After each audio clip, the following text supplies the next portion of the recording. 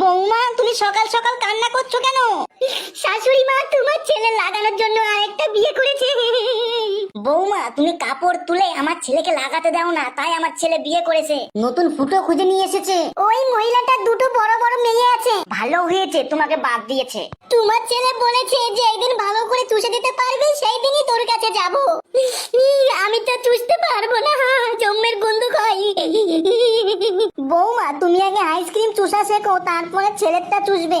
সকালবেলায় বড় মেয়ের ফুটোই লাগাবে, দুপুর বেলায় ছোট মেয়ের পাচার ফুটোই লাগিয়েছে, বিকাল বেলায় ওর মায়ের ঢল ঢলে ফুটোই লাগাবে। আমাকে তাই বলেছে। যা, এইবার ঢল ঢলে ফুটো ছিঁড়ে যাবে। রাতে একটা কলা তিনজনে ভাগ করে লাগাবে।